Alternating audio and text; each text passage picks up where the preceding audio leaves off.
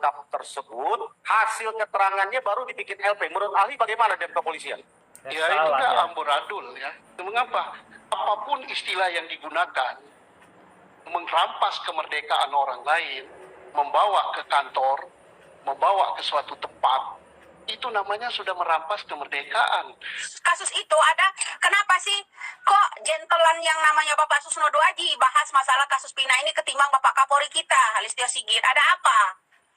Mantan Kapolri kita 2016 lalu itu aku udah bilang, Tito Karnavian, saya sebut aja Pak Tito Karnavian, mantan yang namanya Kapolri 2016 lalu. Itu Tito Karnavian itu pilihan Bapak Jokowi, bukan pilihan rakyat. Assalamualaikum warahmatullahi wabarakatuh. Kembali lagi dalam sidang peninjauan kembali ke-6 terpidana kasus Vina dan Eki. Dan untuk di sidang PK hari ini dihadirkanlah Pak Susno Duaji sebagai saksi ahli di PK ke-6 terpidana pada sidang kali ini. Dan yang sangat mengejutkan sekali yaitu Pak Susno Duaji sekakmat cara kinerja kepolisian dalam atau di kasus Vina ini, dari mulai Rudiana hingga Kapolri beliau sebut amburadul. Ya, dan ini memang kenyataannya seperti itu. Dan gak usah menunggu lama, langsung saja kita menuju ke videonya.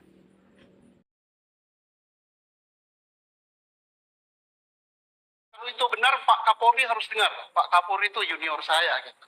Saya tidak pernah menjadi senior mengajarkan yang begitu. Itu udah amburadul, bukan hanya kode etik, itu pidana. Pemeriksaan awal tidak didampingi, maka batal demi hukum. Itu amanat undang-undang. Mendengar gak tuh Pak Listio Sigit yang dibicarakan barusan oleh Pak Susno Duaji? Mudah-mudahan Pak Listio Sigit mendengarkan ya.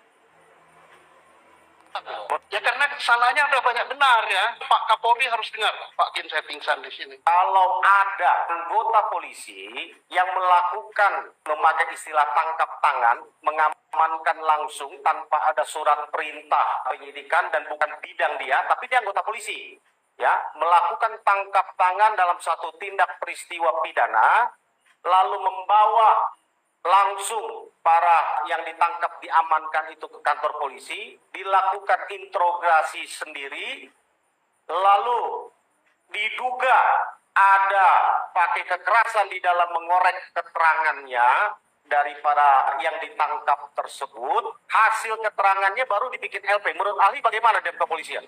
Ya itu udah amburadul ya. Mengapa?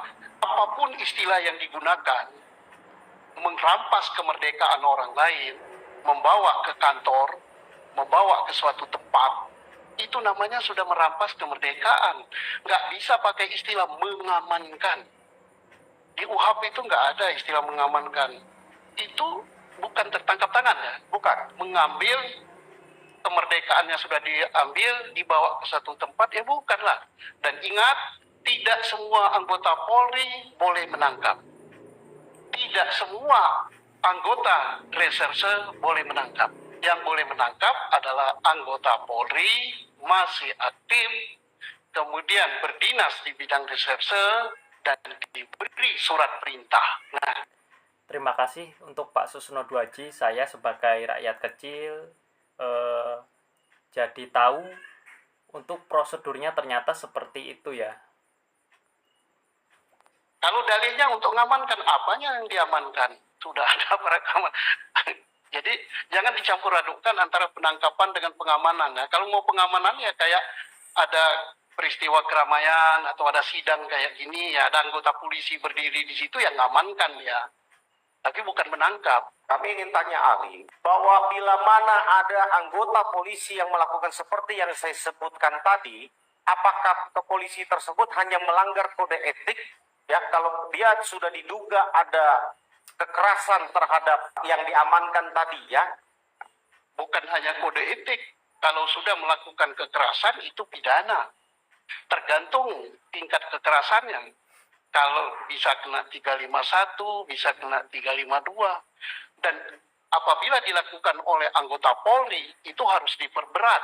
Dan ingat, Indonesia sudah ratifikasi Konvensi Internasional tentang anti penyiksaan. Jadi harus betul-betul itu dihargai gitu ya.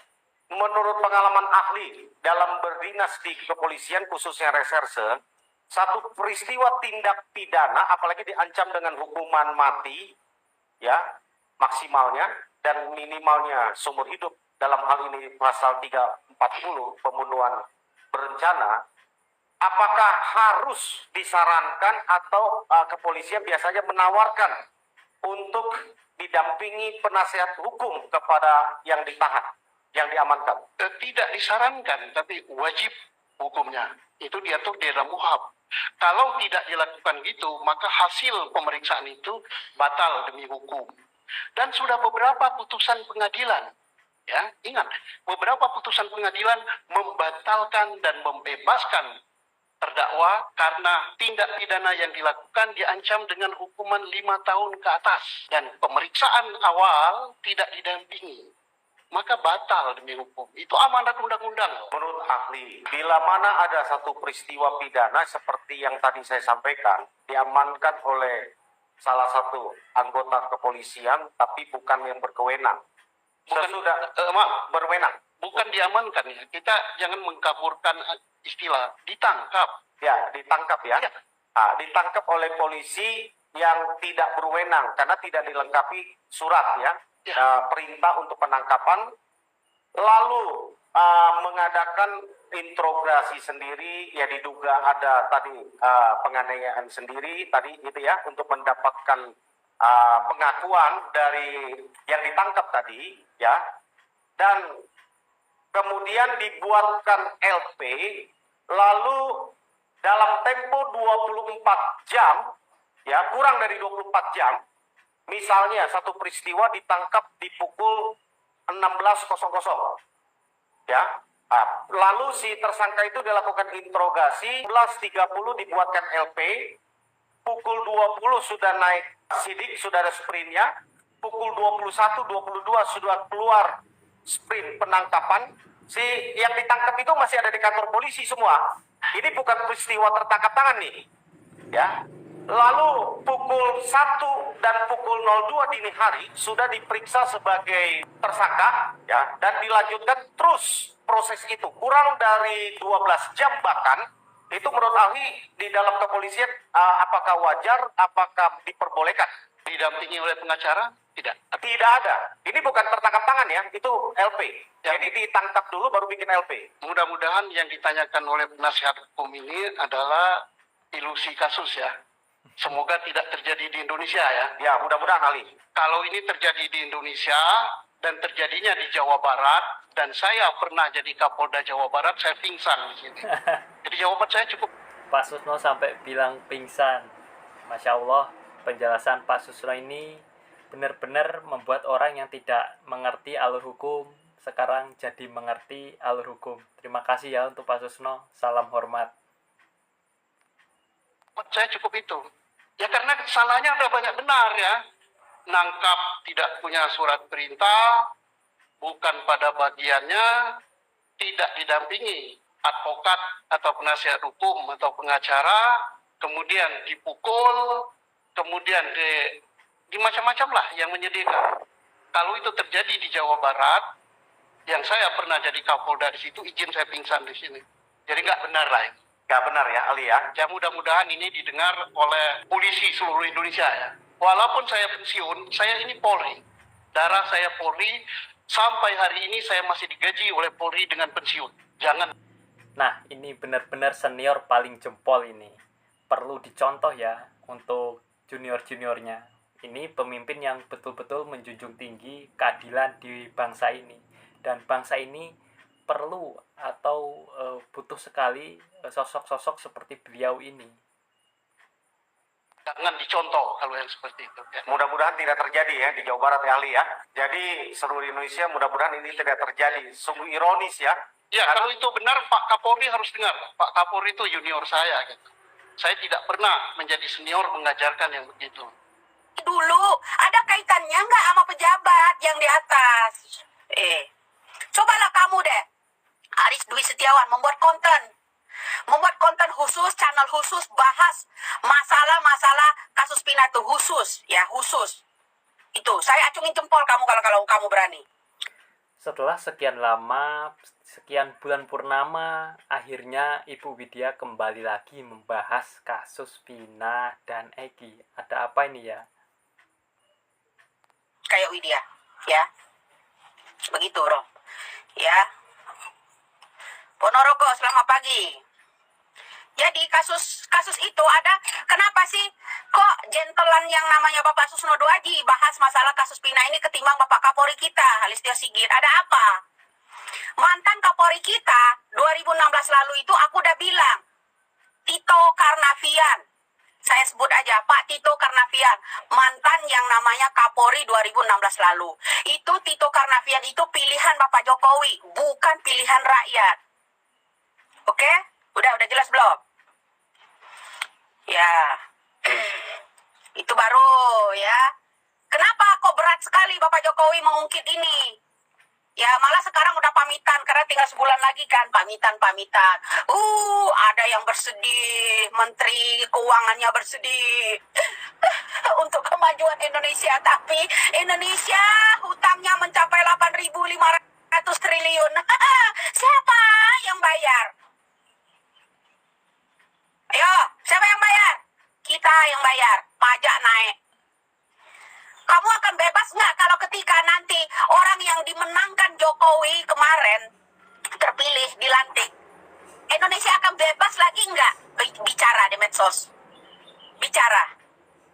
Bebas lagi nggak? Bisa-bisa diculik kayak 98. Ya, pada dasarnya, saksi ahli yang dihadirkan di muka persidangan dan diperdengarkan kepada majelis hakim dan publik sudah menggambarkan dan menjelaskan secara jelas terkait penyimpangan, terkait keserampangan dan kesemrautan dalam menangani perkara maupun peristiwa tersebut.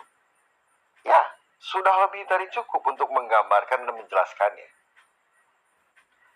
Bahkan bila kita cermati dengan baik, saksi ahli pun sudah menjelaskan bahwa sejak awal sudah ada hal-hal yang memang melebihi batas kewenangannya, di luar yuridiksinya, dan lain sebagainya. Dan itu tergambarkan dengan sangat-sangat jelas. Ya, padahal seharusnya hakim harus merasa membutuhkan untuk meminta keterangan atau meminta kejelasan dari nama-nama yang disebutkan di muka persidangan. Nama-nama yang dianggap atau yang diklaim patut diduga melakukan kekerasan, intimidasi, atau melakukan penyimpangan, atau bahkan melakukan hal-hal yang di luar yurisdiksi dan kewenangannya. Ya mudah-mudahan kita doakan saja ya, semoga Ibtu Rudiana dihadirkan di sidang peninjauan kembali ke-6 terpidana kasus Vina Cirebon. Kira-kira Pak Susno Duaji barusan ya memberikan keterangan seperti itu, Pak Listio Sigit sebagai Kapolri mendengar nggak ya? Padahal menurut saya Pak Susno Duaji ini adalah senior yang paling jempol loh. Beliau menganalisa dan membuat kasus Vina ini semakin terang benderang, dan beliau adalah pemimpin yang benar-benar menjunjung tinggi keadilan di bangsa ini. Dan berkat penjelasan beliau juga akhirnya banyak membuat orang yang awalnya tidak tahu atau tidak mengerti tentang alur hukum jadi mengerti. Ya, kita ucapkan terima kasih untuk Pak Susno Duaji. Mudah-mudahan beliau selalu diberikan kesehatan dan dilancarkan selalu dalam setiap aktivitasnya. Amin amin ya robbal alamin. Karena penjelasan dari Pak Susno Duaji ini sangat dibutuhkan sekali ya dalam sidang PK kali ini. Dan ya banyak sekali hal-hal yang bermanfaat yang Pak Susno Duaji berikan dalam keterangan sidang PK kali ini, membuat kita sangat-sangat mengerti dan kita bisa belajar tentang hukum dan alur hukum di negeri kita ini ya teman-teman. Ya begitulah mirisnya atau amburadulnya seperti yang Bapak Susno Duaji katakan ya, tentang kinerja kepolisian di kasus Vina dari mulai Rudiana hingga Pak Kapolri. Oke, terima kasih teman-teman yang sudah menonton video ini. Jangan lupa tekan tombol like dan subscribe agar teman-teman tidak ketinggalan video updatean terbaru tentang kasus Vina Cirebon. Saya pamit undur diri, apabila ada salah kata dari saya mohon dimaafkan. Wabillahi taufiq wal hidayah. Wassalamualaikum warahmatullahi wabarakatuh.